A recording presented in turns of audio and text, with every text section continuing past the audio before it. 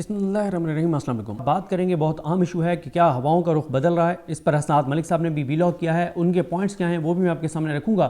اور عمران خان صاحب کو ملنے والے 20 ریلیف جو 8 فروری کے بعد ملے ہیں، اور کیا اس میں ہے، کیا مطلب کیا نظر آ رہا ہے، کیا جوڈیشری نے، ججز نے اسٹیبلشمنٹ سے بغاوت کر دی ہے، اسٹیبلشمنٹ کے سامنے کھڑے ہو گئے ہیں، یا اسٹیبلشمنٹ خود یہ عمران خان کو اور پی ٹی آئی کو کسی حد تک ریلیف دلوا رہی ہے، چل کیا رہا ہے، میں آپ کے سامنے اپنا انالیسز رکھوں گا۔ پہلی چیز تو یہ ہے جناب کہ 8 فروری کے انتخابات ہوئے۔ 8 فروری کے انتخابات جو ہیں، عمران خان کہتے ہیں کہ وہ انتخابات نہیں تھے، وہ انقلاب تھا، کہ پورے نظام کو پاکستان کے لوگوں نے شکست دی۔ جس تعداد میں لوگ نکلے، اس نظام نے یہ سمجھا تھا کہ جتنا ظلم ہوا ہے، جتنا جبر ہوا ہے، جتنا تشدد ہوا ہے، جس طرح کا نشان عبرت بنایا گیا ہے لوگوں کو، اس کے بعد ان کا خیال تھا کہ کوئی گھروں سے نہیں نکلے گا، کوئی شریف آدمی، کوئی پاکستانی جو ہے وہ گھروں سے نہیں نکلے گا، اور ایک خوف ہوگا، اتنا ہم نے خوف بنا دیا ہے کہ کوئی پاکستانی گھروں سے نہیں نکلے گا، پھر جو نکلے گا اس کو نشان کا نہیں پتہ ہوگا،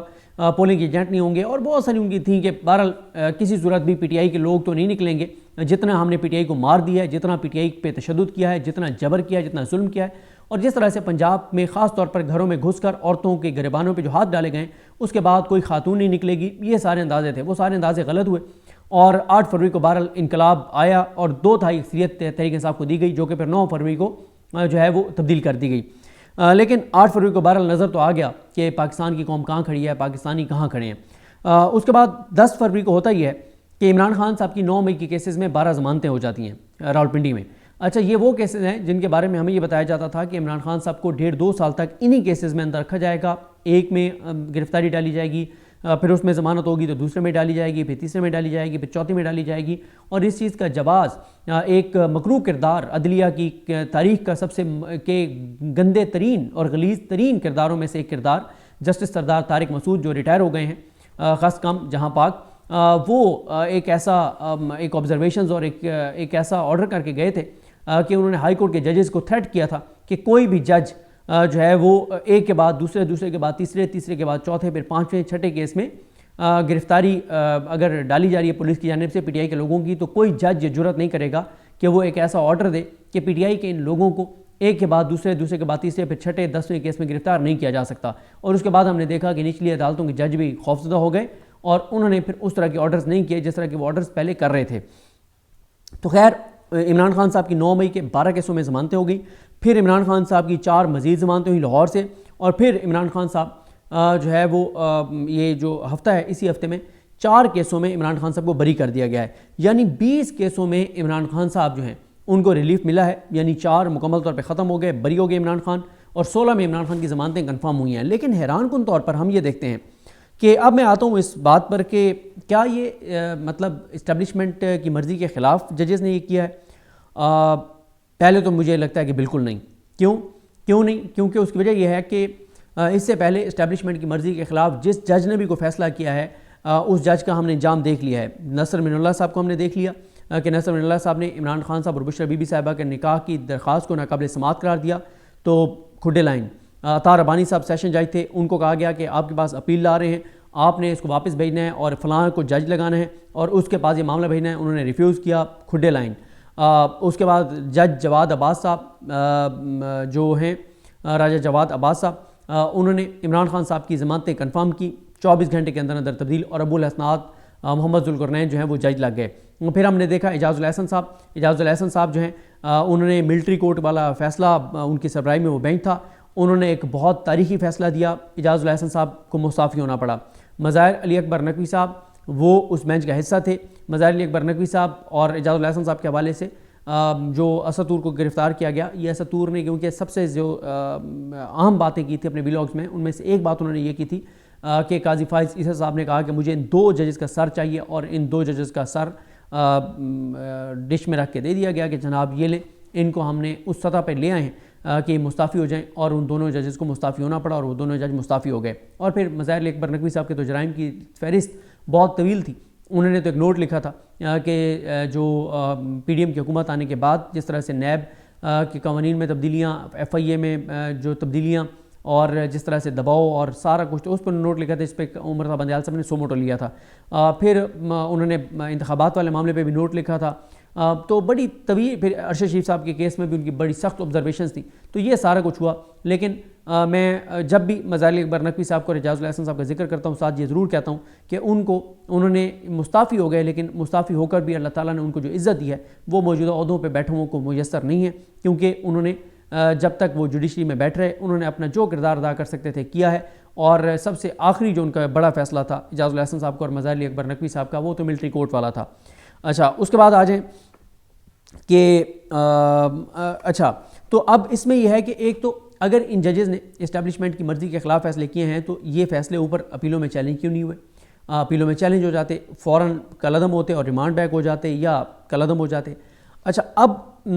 آپ سوچ رہے ہوں گے کہ یہ میں کیا کہہ رہا ہوں کہ اسٹیبلشمنٹ کی مرضی سے یہ فیصلے آئے ہیں. تو مجھے لگتا ہے کہ ان کی مرضی سے یہ فیصلے آئے ہیں. کیوں؟ اس کی وجہ یہ ہے کہ 8 فروری کے بعد اسٹیبلشمنٹ کے لیے بھی اتنا آسان نہیں ہے کہ اسٹیبلشمنٹ پی ٹی آئی کے ساتھ عمران خان کے ساتھ وہی سلوک رکھے، وہی معاملہ کرے جو 8 فروری سے پہلے تھا، کیونکہ 2/3 اکثریت پی ٹی آئی کو مل چکی ہے. ریالٹی یہ ہے کہ ان کے پاس 2/3 اکثریت ہے. ٹھیک ہے، اس کو اکثریت کو اقلیت میں بدلا گیا، وہ ساری چیزیں کی گئیں، لیکن حقیقت بہرحال یہی ہے کہ پی ٹی آئی کے پاس 2/3 اکثریت ہے، عمران خان کے پاس 2/3 اکثریت ہے. پھر دوسرا اسٹیبلشمنٹ کے لیے اس وقت مسئلہ یہ ہے کہ چیزیں بہت ہی زیادہ خراب ہو گئی ہیں.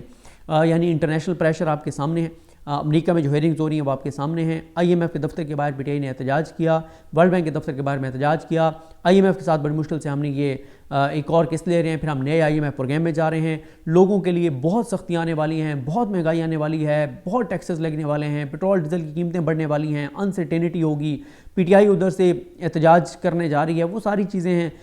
پھر مولانا فضل الرحمان صاحب بھی مطلب اس بار حکومت کے ساتھ نہیں ہیں، منگل صاحب بھی نہیں ہیں، اچکزئی صاحب بھی نہیں ہیں، جی ڈی اے بھی نہیں ہیں، جماعت اسلامی بھی نہیں ہے. یہ ساری جماعتیں اس وقت پروٹیسٹ کر رہی ہیں. یہ خاصا دباؤ ہے. سب سے مین اسٹیبلشمنٹ کے لیے پرابلم اکانومی ہے. پھر جو حکومت پاکستان پر مسلط کی گئی ہے وہ اپنے منہ پہ کھڑے نہیں ہو رہے، ان کے لیے مسائل ہیں، آپس میں اختلافات ہیں. ان کے اپنے پارٹی کے لوگ بیانات دے رہے ہیں. رانا ثناء اللہ 3 پروگراموں میں کہہ چکے ہیں کہ حکومت ایک کوشش کرے گی ڈیلیور کرے، لیکن یقین سے نہیں کہا جا سکتا. جاوید لطیف جس طرح کی باتیں کر رہے ہیں وہ آپ کے سامنے ہیں،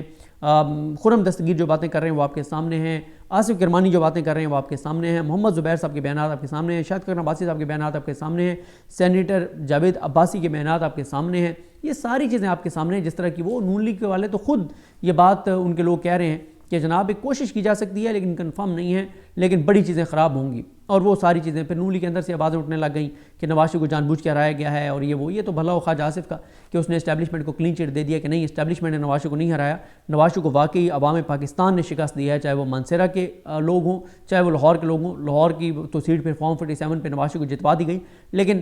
مانسیرا والی بہرحال مینیج نہیں ہو سکی اور وہاں سے نواز شریف کو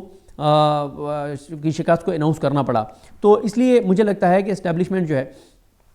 پھر دوست ممالک بھی کہہ رہے ہیں کہ یار انف از انف، اب بس کر دیں. آپ کس طرف آپ اپنے ملک کو لے کے جا رہے ہیں؟ نہ آپ کے پاس ٹکا ہے، نہ آپ کے پاس اکانومی ہے، نہ آپ کے پاس ایکسپورٹس ہیں. آپ کن چیزوں میں پڑے ہوئے ہیں؟ اور وہ بھی اب امداد ہمیں دینے کو تیار نہیں ہیں. تو مجھے لگتا ہے کہ اسٹیبلشمنٹ چاہتی ہے کہ کچھ نہ کچھ پی ٹی آئی کو ایسے عمران خان صاحب کو ریلیف دے کر اور تھوڑا سا ان کو کنٹرول میں رکھا جائے، پی ٹی آئی کو انگیج کرنے کی کوشش کی جائے، اور یہ سارا کچھ کر کے چیزوں کو تھوڑا سا آگے بڑھانے کی کوشش کی جائے. شہباز شریف کی حکومت آگے 3 4 5 6 ماہ گزارے. اور عمران خان صاحب کا بھی یہی خیال ہے کہ اسٹیبلشمنٹ چاہتی ہے کہ 3 ماہ کے لیے پی ٹی آئی تھوڑی سی کنٹرول ہو جائے، ذرا ٹمپریچر نیچے لے آئے، اور 3 ماہ میں شہباز شریف پورا کنٹرول حاصل کر لیں اور بجٹ دے لیں، اور بجٹ کے بعد پھر وہ پی ٹی آئی کے ساتھ بہت برا سلوک کریں. اس لیے میں نے آپ کو اس سے پچھلی ویڈیو میں بتایا تھا کہ عمران خان صاحب یہ کہہ رہے ہیں کہ ہمارے پاس اپریل اور مئی ہے، یہ 2 مہینے، اس سے آگے کا ٹائم ہمارے پاس نہیں ہے، کیونکہ ایک بار شہباز شریف نے بجٹ دے لیا جون کا، اور اسی دوران پھر قاضی فائز عیسیٰ صاحب کی ایکسٹینشن بھی ہو جائے گی، تو پھر چیزیں پی ٹی آئی کے لیے بہت ہی زیادہ خراب ہو جائیں گی. تو اس لیے مجھے لگتا ہے کہ اسٹیبلشمنٹ